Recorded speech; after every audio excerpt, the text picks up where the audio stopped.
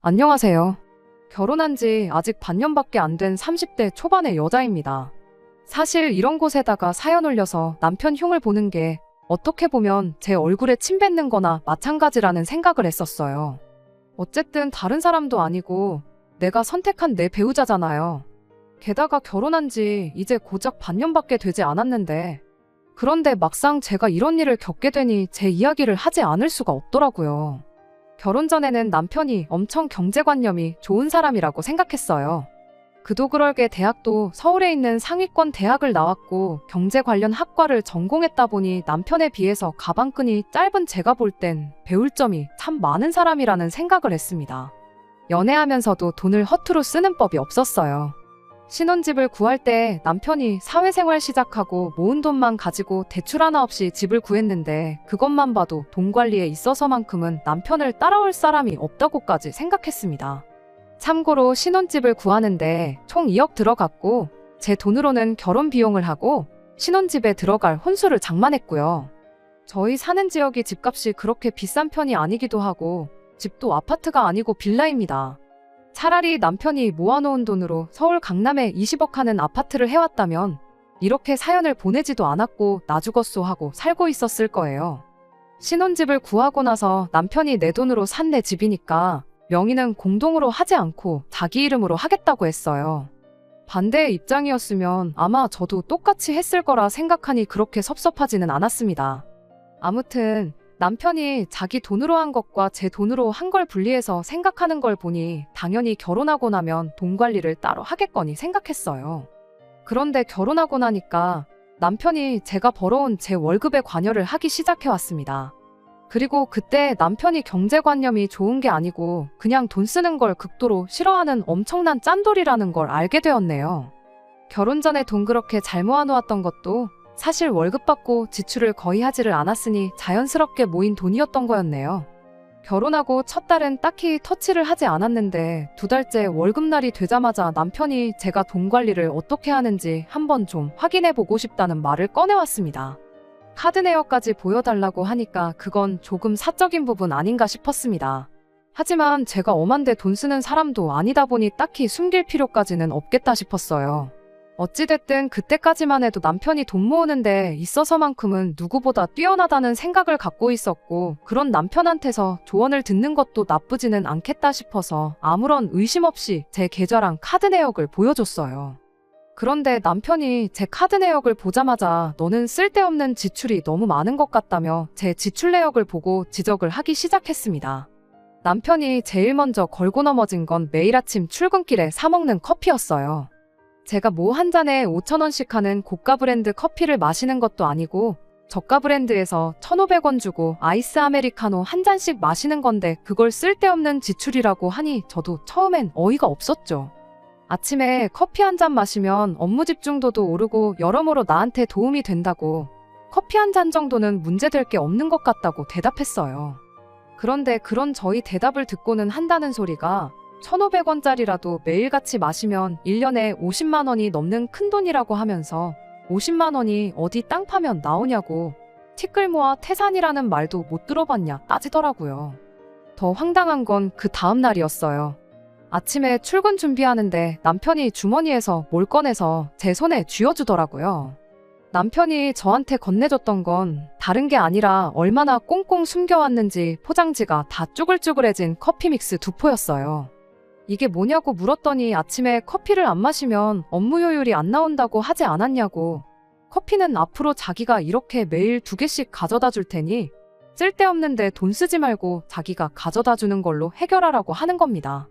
정말이지 어이가 없어서 말도 안 나오더라고요.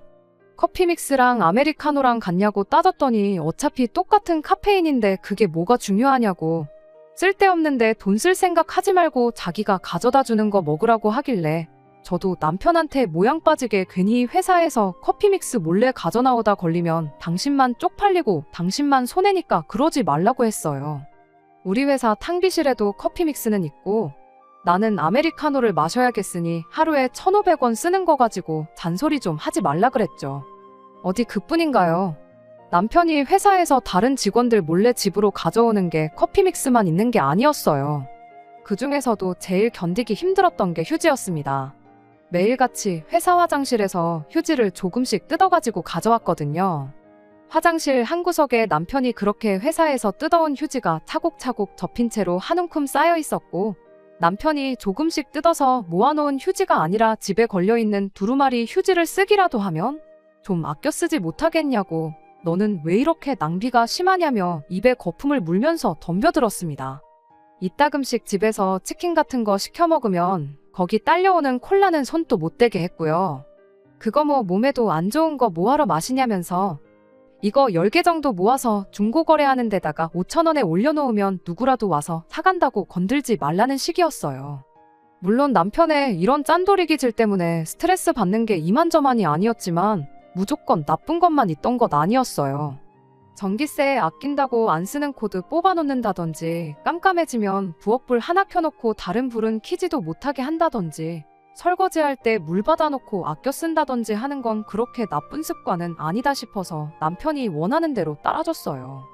가스비 아껴야 된다고 온수보일러 꺼놓고 찬물로 샤워하자고 할 때는 결사반대했긴 하지만 그런 사소한 절약 습관은 분명 배울 부분도 있다 싶었습니다. 뭐 재활용한다고, 자기가 쓰겠다고 쓰레기장이나 분리수거장에서 재활용할 만한 멀쩡한 물건들 밖에서 안 주워오는 게 어디냐 싶었죠. 그래도 그냥저냥 나름 시트콤처럼 재밌게 살고 있구나, 그렇게 생각하고 있었습니다. 결혼하고 처음 맞는 어버이날에는 저 짠돌이가 얼마나 또 수전노짓을 하려나 싶어서 걱정이 되기까지 했어요. 그런데 기대도 안 했는데 남편이 먼저 어버이날이니까 장인 장모님 모시고 소고기를 먹으러 가자고 말을 꺼내왔습니다. 이 사람이 뭘 잘못 먹었나 싶을 만큼 정말 의외였어요. 저희 친정부모님이 두 분이서 원래도 쿵짝이 잘 맞고 가끔씩 실없는 농담 같은 걸 하세요. 그날도 저희 어머니께서 맨날 삼겹살만 먹다가 사위 덕분에 소고기도 다 먹어본다고 그런 농담을 하셨죠. 세상 기대도 안 했는데 남편이 저희 부모님께 돈은 생각하지 마시고 드시고 싶은 만큼 드시라는 말을 먼저 꺼내더라고요. 그때 남편이 참 다시 모였어요. 암만 짠돌이라도 아낄 때는 확실히 아끼고 써야 할 때는 또 돈을 확실하게 쓰는 사람이구나 싶었죠. 소고기다 보니 계산할 때 돼서 30만 원이 조금 넘게 나왔습니다. 저희 부모님도 사위 덕분에 엄청 잘 먹었다고, 맨날 소고기만 먹으면 좋겠다고 또 실없는 농담하시면서 남편 기를 한껏 세워주셨어요. 어쨌든 남편이 친정 부모님을 위해 웬일로 통 크게 한턱 쐈다 보니 괜히 고맙더라고요. 그동안 휴지값 아끼고 전기세랑 가스비 그런 거 아낀다고 스트레스 받았던 게 다 사라질 만큼 기분도 좋았죠. 그런데 그 고마움이 얼마 지나지 않아서 처참하게 무너지고 말았습니다. 부모님 집에 모셔다 드리고 저희도 집에 돌아왔는데 남편이 집에 오자마자 저한테 22만 원은 자기 계좌로 보내주면 된다는 소리를 해왔으니까요. 난데없이 돈을 입금하라니 무슨 소리를 하는 건가 싶었는데 자기 예산이 원래 10만 원이었다고, 그런데 예산을 한참 초과했으니 그 돈은 저한테 돌려받아야겠다는 거예요. 돈을 돌려받는다니 무슨 소리를 하느냐 했더니 너네 부모님이 드신 거 아니냐며 초과한 만큼은 제가 그 돈을 내야 한다는 소리였습니다. 직전까지 느꼈던 고마운 마음은 순식간에 산산조각이 나버렸고 그때부터는 열이 받기 시작했어요. 삼겹살을 먹었어도 냉면에 찌개에 술 마실 거 생각하면 요즘 10만 원으로 택도 없을 텐데, 애초에 4명이서 소고기 먹으러 가는데 예산이라고 10만 원을 준비했다는 것부터가 말이 안 되잖아요. 처음부터 10만 원 넘어서는 저한테 받아낼 생각이었으니 드실 만큼 드시라는 말이 저 짠돌이 남편 입에서 나왔던 겁니다. 아니 그럴 거면 처음부터 계산할 때 나한테 하라고 하지.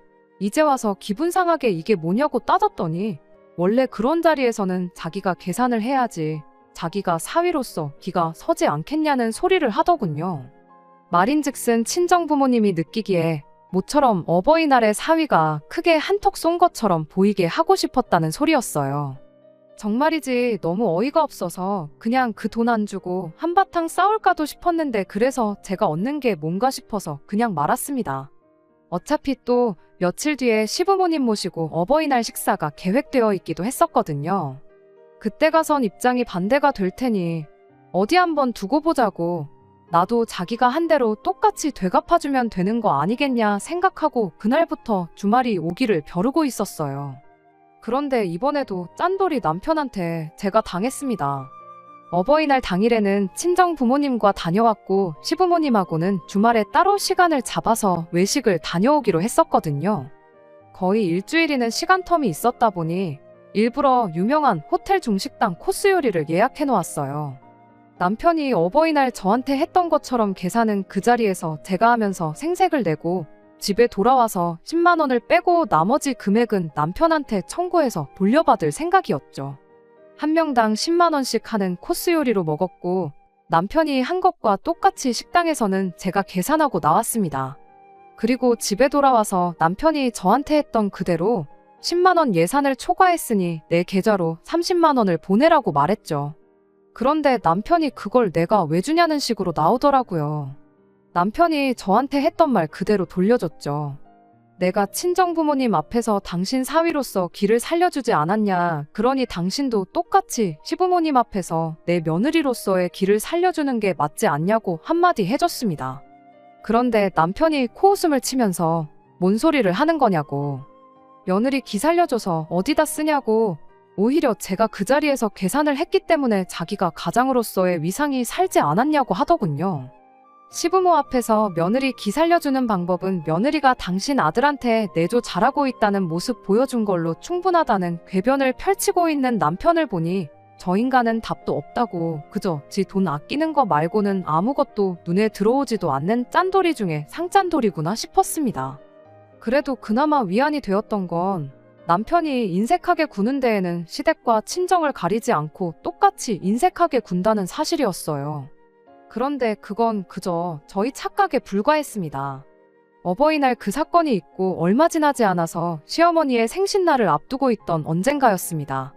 남편이 시어머니 생신 선물을 고르러 가는데 저한테 같이 좀 가자고 하더라고요. 말이 같이 가자는 거지 또 어버이날 그때처럼 가장으로서의 위상 어쩌고 저쩌고 하면서 내 돈으로 생신 선물을 사드릴 속셈인가 싶어서 싫다고 했어요. 그랬더니 남편이 절대 그럴 일 없으니 걱정 붙들어매라고 자신있게 말하더라고요. 믿음이 가지는 않았지만 안 그런다고 저렇게 강하게 말하니까 결국 그렇게 남편을 따라갔어요. 그런데 웬일로 내비를 찍는데 백화점을 찍고 있더라고요. 기껏해야 시 외곽에 있는 증설 할인 매장 같은 데를 갈 줄 알았는데 백화점에를 다 가는 걸 보고 깜짝 놀랐습니다. 기껏해야 행사 상품 매대에서 뭐 집어다가 사드리려나 싶었는데 남편이 1층은 거들떠보지 않고 명품관 층으로 직행을 하더라고요. 이 사람이 뭘 잘못 먹었나 싶었어요. 돈 한 푼 두 푼 하는 게 아닐 텐데 괜찮냐고 했더니 이제 결혼도 했고 그리고 다른 날도 아니고 생신인데 평소에 갖고 싶어 하시는 거 사드리는 게 자식으로서의 도리를 다하는 것 아니겠냐고 하더라고요. 이것저것 구경하고는 있는데 말은 저렇게 했어도 자기가 정해놓은 마지노선이 있었는지 선뜻 지갑을 열지는 않고 있었어요. 그 와중에 가방 하나가 계속 눈에 들어왔나 봐요. 사드리고는 싶은데 금액이 금액이다 보니 그냥 만지작거리기만 하고 들었다 놨다 반복만 하고 있었어요. 그래도 남편이라고 그게 안쓰러웠나 봐요. 내가 미쳤지. 남편한테 돈을 좀 보태줄까 하고 먼저 물어봤습니다. 남편은 그래주면 너무 고맙다고 했는데 그래도 어버이날 때 크게 대인 적이 있다 보니 하나만은 확실히 짚고 넘어가야겠다 싶었습니다. 그래서 남편한테 물어봤어요. 내가 여기서 돈을 보태주면 당신도 친정어머니 생신 때 돈을 보태줄 용의가 있느냐고요. 생신이 시어머니만 있는 게 아니잖아요. 시어머니 생신 지나고 나서 2달이면 친정어머니 생신이 있었거든요. 남편은 당연하다고 안 그래도 어머니 생신 선물 생각하면서 장모님 드릴 것도 벌써 다 생각해놓은 참이라고 자신있게 말을 해왔습니다. 거기서도 제가 생각해놓은 선물이 얼토당토 않은 거면 절대 안 된다고 확답까지 받아냈습니다. 남편이 당연한 소리 하지 말라고 장모님이 좋아하시는 걸로 벌써 점 찍어둔 게 있다고 자신있게 말하길래 그 말을 믿었습니다. 지난 어버이날 때와는 다르게 이번엔 남편과 각출해서 선물을 사기로 약속을 했으니 그게 문제가 될 거라고는 전혀 생각도 못했어요. 그렇게 그날 남편이 80만 원을 쓰고 제가 20만 원을 보태서 시어머니 생신 선물로 100만 원짜리 가방을 하나 사드리게 되었습니다. 100만 원이면 명품치고는 솔직히 비싼 건 아니었지만 남편 평소 씀씀이 치고는 엄청 큰 지출을 했구나 싶었습니다. 이번엔 시어머니한테도 생신 선물 자기랑 저랑 같이 해서 사드리는 거라고 확실하게 언급까지 해줬고요. 제가 시어머니 선물 사는 거 20만 원이나마 도와줬어서 그런 건지 밥도 알아서 자기가 사더라고요. 그렇게 시어머니 생신은 나름 괜찮게 보냈습니다. 그 후로 2달간은 별다른 일은 없었어요. 남편은 여전히 지출 없이 짠돌이처럼 살고 있었고, 저는 제 나름대로 남편이 하는 말 중 합당한 건 따라주고 얼토당토 않은 건 그냥 한 귀로 듣고 한 귀로 흘리는 식으로 제법 괜찮은 결혼 생활을 보내고 있었습니다.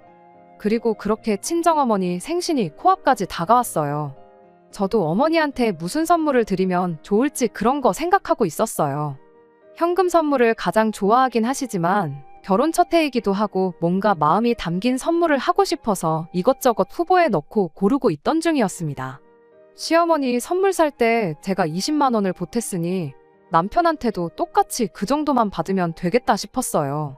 시어머니랑 같은 선물을 해드리고 싶진 않았는데 친정어머니가 뭐가 필요하신지도 모르겠고 마땅한 선물도 없는 와중에 어머니가 들고 다니는 가방이 많이 낡았구나 싶어서 비슷한 가격대의 가방을 하나 사드리면 좋겠다 싶었습니다.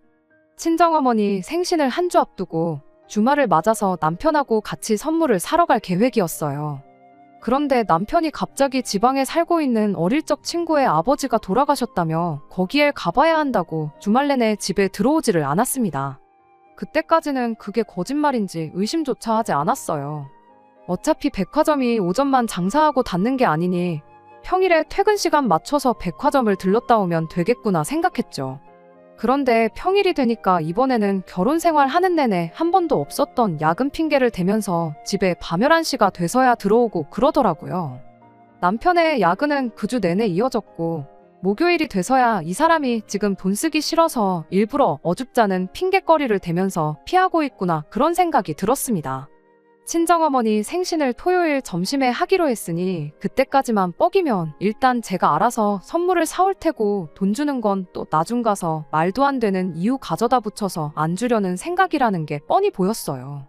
그래서 밤 11시에 집에 기어들어온 남편을 붙잡고 내일은 무슨 일이 있어도 야근하지 말고 제 시간에 집에 들어오라고 했습니다.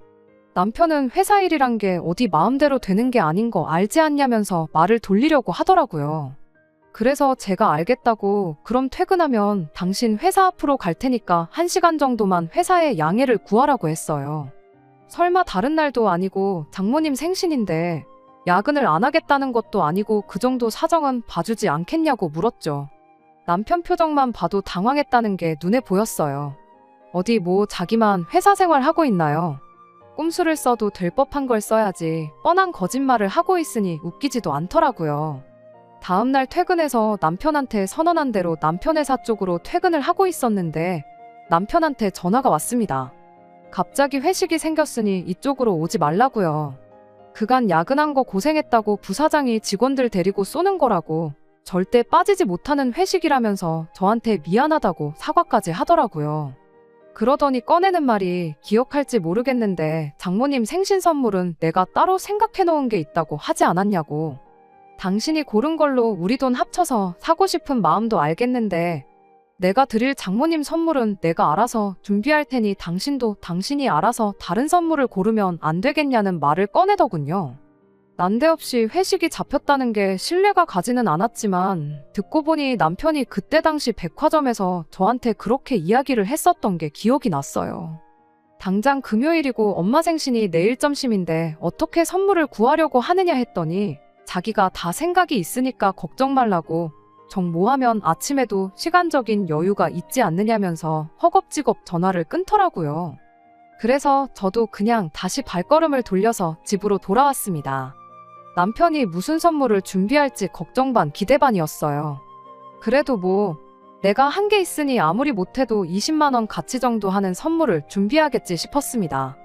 20만 원 그거 제 돈 더 써서 친정어머니 생신 선물 사기로 했던 가방을 그냥 사드렸어도 됐었지만 그래도 시어머니 생신 때 선물로 쓴 돈이 100인데 친정어머니 생신 선물도 그에 준하는 가격으로 하는 게 맞지 않나 싶었어요. 그렇다고 갑자기 선물을 새로 고르기도 뭐하더라고요. 이미 바로 다음 날이 어머니 생신인데 대충 80만 원짜리 아무거나 찾아다가 드리고 싶지도 않았고요. 그래서 그냥 집에 돌아오는 길에 돈 찾아서 이번 생신까지만 현금 선물로 드려야겠다 생각했습니다. 집에 와서 남편이 회식 마치고 집에 오기를 기다렸는데 회식 자리가 길어지는 건지 시간이 늦어도 감감무소식이었어요. 밤 11시가 넘어가는 거 보고 언제 올지도 모르는 양반 기다려서 뭐 하겠나 싶어서 그냥 집 정리 대충 끝내놓고 혼자 TV를 보다가 잠에 들었습니다. 남편이 들어온지도 모르고 한참 잘 자고 있었는데 늦게 들어온 남편이 자려고 침대에 누우면서 그때의 흔들림으로 살짝 잠에서 깨버렸습니다. 시간을 보니까 새벽 2시가 넘어 있었어요. 그래도 회식이 있던 건 진짜였는지 눕자마자 잠에 골아떨어진 남편이 숨을 내쉴 때마다 방 안에 아주 술 냄새가 진동을 하더라고요. 괜히 잠 깨기 싫어서 저도 그냥 잠을 청했습니다. 그리고 다음날 아침에 잠에서 깼어요. 과음을 한 건지 남편은 정신을 못 차리고 자고 있었죠. 피곤해 보여서 그냥 자게 둘까 싶다가도 친정어머니 생신 선물 생각을 하니까 깨우지 않을 수가 없었네요. 자는 남편 흔들어 깨우면서 앞으로 몇 시간이면 친정집 출발해야 한다고 얼른 일어나서 준비하고 엄마 선물도 챙기고 해야지 않겠느냐고 했더니 남편이 덮고 있던 이불로 얼굴을 가리면서 준비해놨으니까 걱정 말라고 자기 좀 더 자야 될 것 같으니 자게 내버려두라고 하더라고요. 준비가 됐다는 게 무슨 말인가 싶었어요. 저는 진작에 일어나서 전날 저녁에 하다만 집 청소를 마무리 지었는데 집 정리하면서 선물은커녕 선물 비슷하게 생긴 건 구경도 못했거든요. 혹시 이 사람이 술 취해서 집에 오는 길에 택시에다가 두고 내린 건가 그런 생각이 들더라고요. 그래서 선물이 어디 있냐고 아무데도 없다고 당신 어제 술 취해서 차에다 두고 내린 건 아니냐 일어나서 당신이 확인 좀 해봐라 하고 다시 자려는 남편을 흔들어 깨웠습니다. 남편이 침대에 겨우겨우 일어나 앉아서는 자기가 잊지 않고 잘 챙겨왔다고 냉장고에 넣어놨으니까 확인해보라고 하고 또 다시 눕더라고요. 무슨 선물이길래 그걸 냉장고에 넣어놨나 싶었어요. 혹시 이 인간이 엄마 생신 선물이라고 케이크 한 개로 퉁치려는 건 아닐까 그런 생각까지 들었습니다. 그런데 냉장고를 열어봤는데도 선물은커녕 케이크 비슷한 것도 안 보였어요.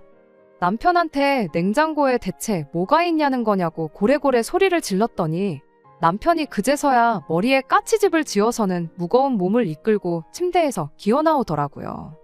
맨아래칸 검정 비닐봉지 있지 않냐고 그거라고 하는데 그때부터 안 좋은 촉이 들기 시작했어요. 무슨 생일 선물을 검정 비닐봉지에 포장해오는 사람이 세상에 어디 있겠어요. 남편의 짓궂은 장난이었으면 좋겠다 싶었지만 돈 쓰는 거 앞에서만큼은 장난 같은 거 안 치는 사람이었으니 그럴 리가 없다는 건 안 봐도 알 수 있었습니다. 그래도 혹시나 하는 마음에 조심스럽게 봉지를 들어봤습니다. 묵직하고 물컹물컹한 게 뭐가 들었나 싶었는데 봉지 안을 보니까 생고기가 들어있더군요. 어이가 없어서 아무 말도 잊지 못하고 있는데 남편이 의시되면서 그 주둥아리를 놀리기 시작했어요.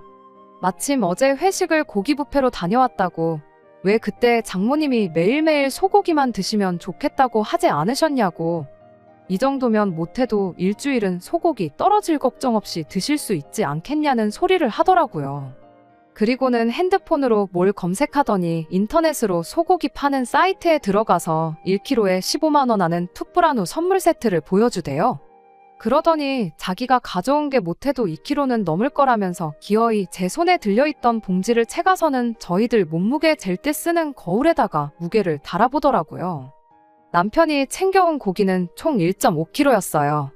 많이 가져온다고 많이 가져왔는데 저울이 뭔가 이상한 것 같다고 하더니 그래도 계산해보면 20만 원치는 되는 거라고 껄껄대면서 직원들 모르게 가져오느라 아주 혼났다고 고기 뷔페에서 고기 몰래 숨겨서 가져온 이야기를 무용담처럼 이야기하기 시작하는데 고기 뷔페에서 아무리 좋은 고기를 쓴다고 해도 남편이 검색해서 보여준 툭브라누만큼 좋은 고기를 쓰는 것도 아니잖아요.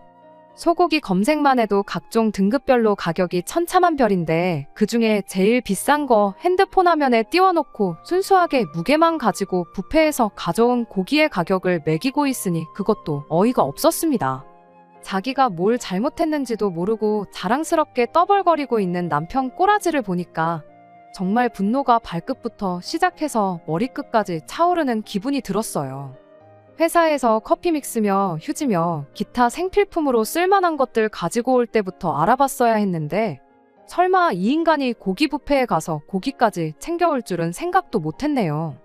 남편이 가져온 고기 봉지 그대로 남편한테 던져버리고 친정어머니 생신은 나 혼자 다녀올 테니 당신은 올 생각일랑 하지 말라고 한마디 해줬어요. 남편은 그 와중에도 지가 뭘 잘못했는지도 모르겠는 건지 왜 그러냐고 묻더라고요. 대답도 하기 싫어서 그건 알아서 생각하라 말하고 저 혼자 차 끌고 친정으로 향했습니다. 약속보다 이른 시간에 친정에, 그것도 저 혼자 도착하니 친정어머니가 무슨 일이 있냐고 걱정을 해주셨어요. 아무 일도 없고 남편이 어제 회식 때문에 술병이 나가지고 오늘 못 올 것 같아서 나만 왔다고 대충 둘러댔지요. 준비한 현금 선물 드리고 어머니 아버지 모시고 오랜만에 셋이서 식사하고 차도 가지고 나온 김에 아예 교회로 나가서 드라이브도 하고 왔습니다. 그렇게 부모님까지 집에 모셔다 드리고 혼자 집에 돌아왔어요. 그래도 오랜만에 부모님과 즐겁게 시간을 보내고 왔다 보니 기분이 조금 풀리기 시작했는데 집에 도착하자마자 다시 제 기분은 엉망이 되고 말았습니다. 남편이 시부모님 모시고 지가 고기 뷔페에서 몰래 가져나온 고기를 구워 먹고 있었으니까요. 아무것도 모르는 시부모님은 왜 이렇게 늦게 왔냐며 아직 고기 많으니까 너도 빨리 와서 먹으라시는데 남편은 가만히 있어도 모자랄 판국에 네가 안 가져간 거다 하면서 버릴 수는 없으니까 지가 먹는 거라고 저를 약올리기 시작했어요. 그런데 보니까 마침 시어머니가 저희가 생신 선물로 사드렸던 그 가방을 들고 오셨더라고요. 제가 그 길로 시어머니 가방을 뺏어 들고서는 안에 있는 걸 죄다 꺼내버렸어요. 갑작스런 상황에 시어머니는 당황해서 아무 말도 못하고 있는데 남편이 지금 뭐 하는 짓이냐고 묻더라고요. 그래서 제가 말했죠. 지금 그거 우리 엄마 줄 거를 어머님하고 먹은 거 아니냐고. 그럼 나도 똑같이 어머님 드린 거 우리 엄마한테 주는 게 맞는 거 아니냐고. 당장 이 길로 친정 가서 이 가방 생신 선물이라고 드리고 오겠다고 했습니다. 남편은 미안하단 말을 하면 죽는 병에라도 걸린 건지 그게 무슨 계산 방식이냐며 따지고 들더라고요. 제가 어머님 가방을 볼모 삼아서 남편하고 흥정을 하려던 게 아니었다 보니 혼자 실컷 떠들든 말든 신경도 안 썼고 그 길로 다시 그 가방 들고서 밖으로 나갔어요. 계단을 따라 내려가는데 남편이 저를 쫓아나오더라고요. 빌라 주차장까지 와서 저를 따라잡아가지고는 우리 엄마 가방 내놓으라며 제 멱살을 잡았습니다.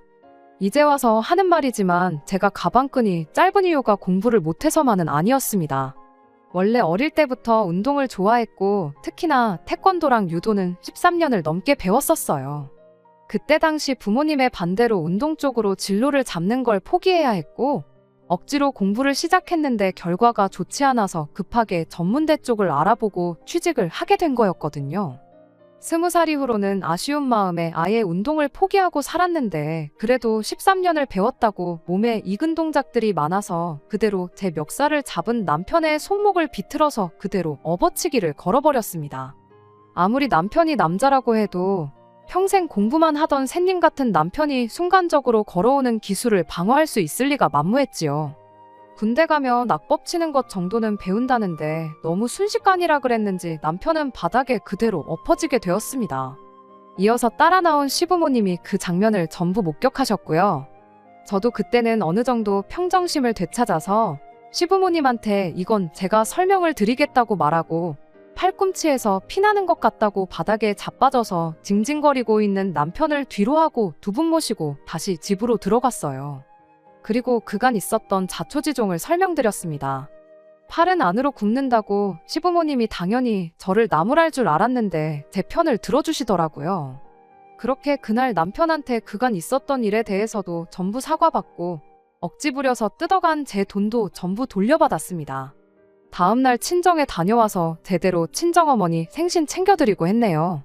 이렇게 구두쇠 남편으로부터 시작된 일은 전부 해결되었어요. 결혼 반년 만에 남편한테 유도기술 걸어서 제압한 이야기 하는 게 조금 그렇긴 합니다만 그래도 그 덕에 저희 결혼 생활 이제부터 새로 시작하는 기분이 드는 것 같아서 이렇게 제 이야기를 보내봤어요.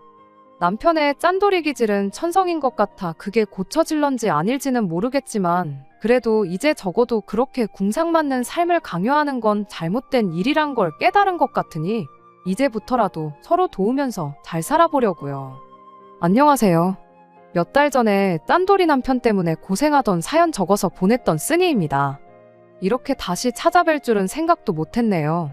결론부터 간략히 말씀드리자면 좋은 소식으로 찾아온 건 아니에요.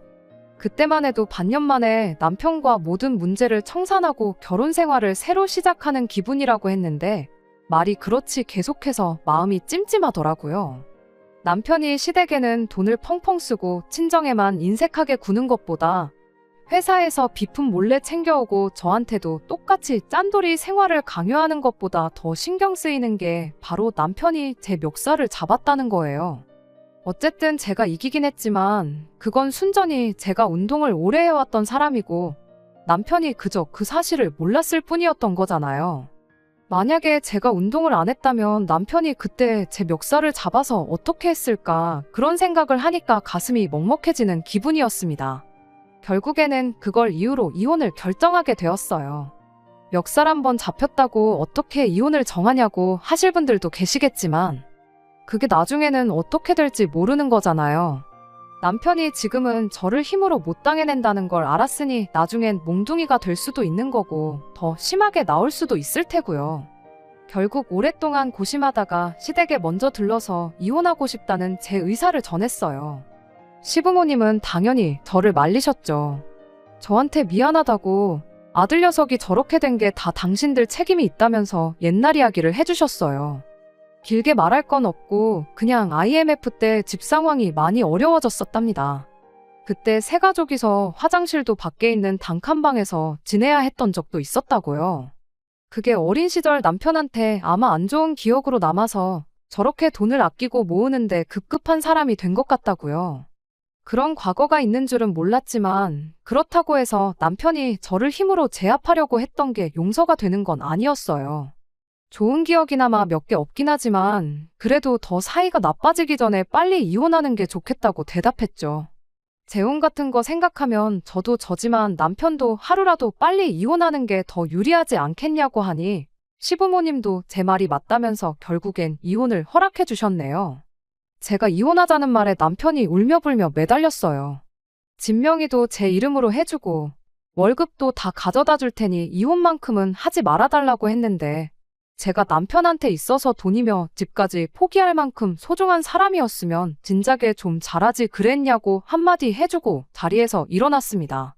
그렇게 저희는 이혼하게 되었고 지난달에 이혼 절차 모든 게 마무리돼서 완벽한 남남이 되었어요. 집은 애초에 남편 이름으로 되어 있었고 시부모님이 제가 결혼할 때 혼수해온 거랑 결혼식 비용 들어간 거 이래저래 계산해서 먼저 알아서 돌려주신 덕분에 다른 큰 마찰은 없었습니다. 왜 먼저 사연 보냈을 때 저걸 이혼 안 하고 참고 사느냐고 저한테 쓴소리 해주신 댓글 몇 개가 생각이 나네요. 결과적으로는 이렇게 이혼을 하게 되었어요. 아직도 제가 좋은 결정을 내린 건지 혹시나 언젠가 이 결정을 후회할 날이 올지도 모르겠다는 생각이 들긴 하지만 과거에 얽매여 있는 것보다 앞으로의 제 인생을 준비하는 게 더 이득인 것 같아서 더는 생각하지 않으려고요. 끝까지 들어주셔서 감사합니다. 오늘의 사연은 여기까지입니다. 구독과 좋아요, 알람 설정 부탁드리고 더 좋은 사연으로 다시 찾아뵙겠습니다. 감사합니다.